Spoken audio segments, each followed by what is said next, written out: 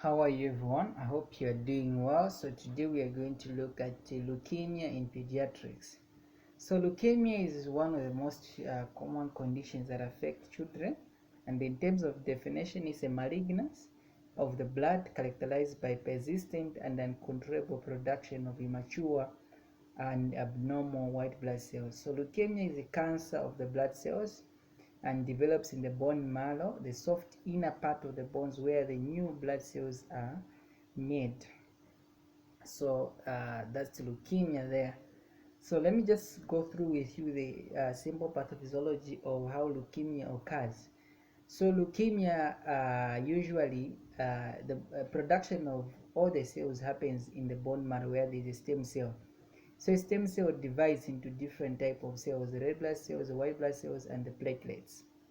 Okay, so when there is continuous and abnormal production of white blood cells, it overtakes all this space that the white blood cells and the platelets are being the red blood cells and the platelets are being formed from, and then it infiltrates the bone marrow and the tissues and the blood vessels. So that leads to serious complications, as we are going to look at them.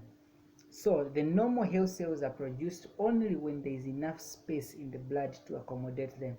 So the body does regulate the production of cells by sending a signal when to produce the same cells. So the cells are not just produced in the bone, but they are produced according to the demand in the body. So when a child has leukemia, the cells do not respond to signals when to start to produce and when to produce. So regardless of the signal, there is increased production of immature white blood cells. So white blood cells fail to mature properly. So these immature cells continue to reproduce at a rapid rate, crowding out health cells and producing a host of symptoms. So what happens is that the bone marrow is producing the white blood cells at a very high rate, and the white blood cells are produced in the bone marrow, and the maturation and storage of these white blood cells occurs in the lymph nodes, the spleen, and the liver. So the liver, the spleen, and the lymph nodes are mostly involved in leukemia, because these are the cells where the white blood cells, the immature white blood cells, will go first. So once there is infiltration of the bone marrow, one, there's going to be anemia because of reduced production of white blood cells. Red blood cells. There's going to be increased incidence of bleeding because of reduced platelets levels, and then there's also going to be susceptibility to infection because the normal white blood cells are not produced in the body. So what could be the risk factors for leukemia? So the risk factors for leukemia are simple. One, most children with leukemia have no known but the viruses like rhinoviruses, rhinoviruses, all the viruses that you know, like measles virus, rotaviruses. So those exposed viruses, they can alter the normal physiology of cells in the bone marrow. And then you also have environmental factors such as exposure to ionizing agents or radiation. And then you have chemical factors such as inhalation of certain chemicals or substance that can alter the normal physiology of cells in the bone marrow. And then other various infections like viral infections that affect the T cells, and the Epstein-Barr virus is the most commonly related virus, the Epstein-Barr virus. And then exposure to X-ray can also result into that. And then also autoimmune reaction can occur and leading to symptoms, to generation of or alteration in the normal cells of the white blood cells. So leukemia is divided into two. There is acute and chronic leukemia. And then the white blood cells are divided in leukemia. There is acute lymphocytic leukemia and acute myeloblastic leukemia. So if you remember very well, the white blood cells are divided. There is granulocytes and the lymphocytes. So acute lymphocytic leukemia affects the lymphocytes, the T and B lymphocytes, where there is now continuous immature production of these T and B lymphocytes.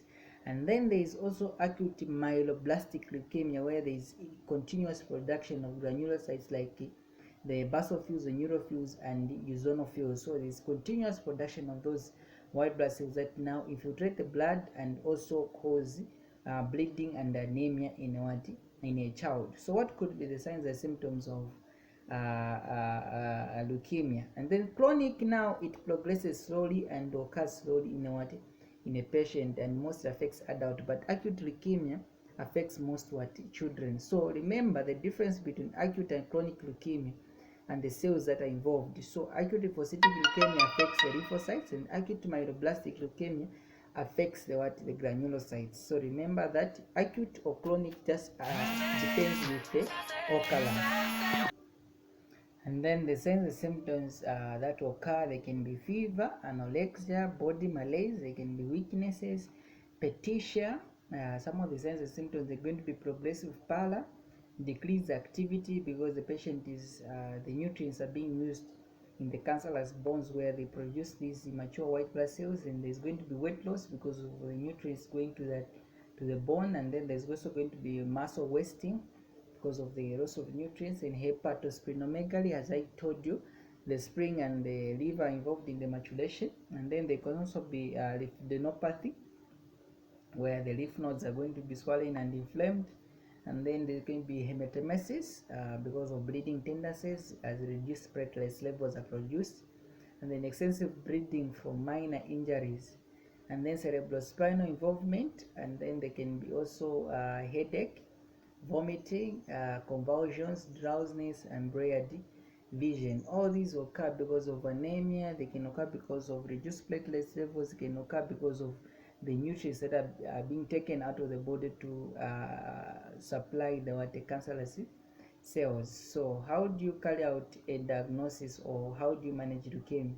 So management of leukemia, you can do diagnostic tests like bone marrow aspiration, but of course you know those physical, medical, and non-can examination. So you can do a bone marrow aspiration for histopathology, a complete full blood count to detect those diversions like low red blood cells.